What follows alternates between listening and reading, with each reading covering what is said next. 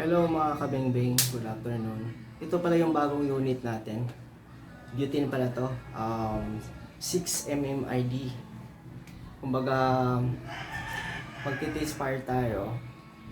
Kung makakatama ba tayo. Kasi yung igniter nito ay medyo konting palyado. Hindi ko pa nakapalitan. Kasi medyo na busy. Ito pala yung itsura niya.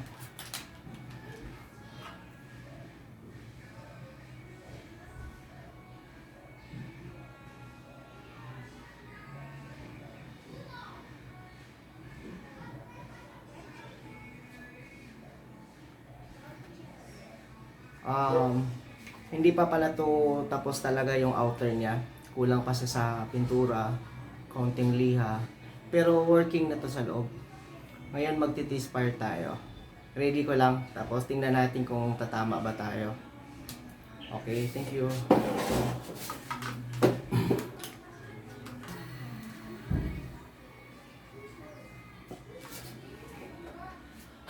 Ang paglulod lang, pasok lang dito sa may butas.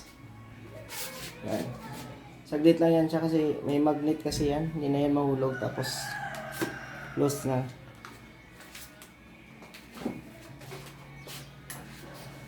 Magsuotan tayo ng safety goggles para sure tayo. Para wala akong disgrasya. Ang target natin, yung ganyan siya yan.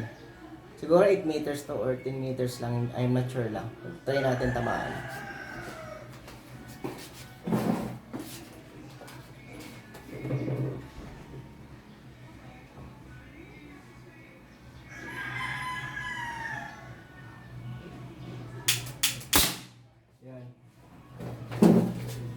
Ayan, sa pool siya. Pero yung igniter niya, tatlong pitik kasi palyado na siya. Kailangan napalitan yung igniter. Pero pwede pa man.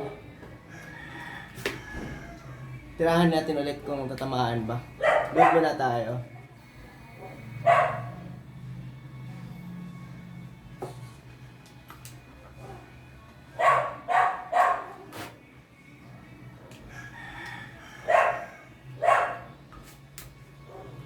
Tamaan natin ulit yung target natin.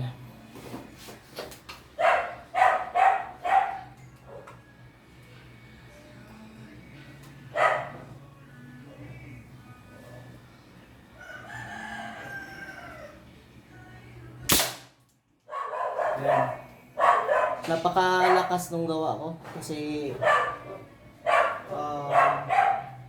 sa awan ng Panginoon natatamaan naman siya. Yun, wala siyang palya. Isang kalabit lang, tamaan ka agad siya. Plus, tirahin natin ulit. Mag-reload tayo ulit ng gas. Tuwad lang natin. Tapos kasalan tayo. Mga 3 seconds, pwede na siguro 3 seconds.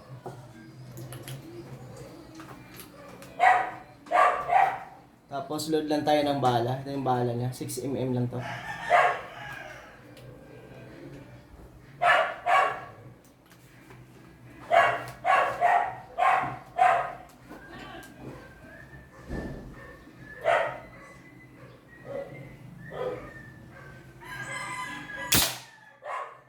Yan. Tumatama talaga siya sa target. Straight yung bala niya. Hindi siya paiba-iba yung direction. Ito pala yung yan. Ito pala yung bagong unit na gawa ko. Yan. Kulang na lang siya sa pintura, pati konting liha para at least okay siya. Yan. Thank you.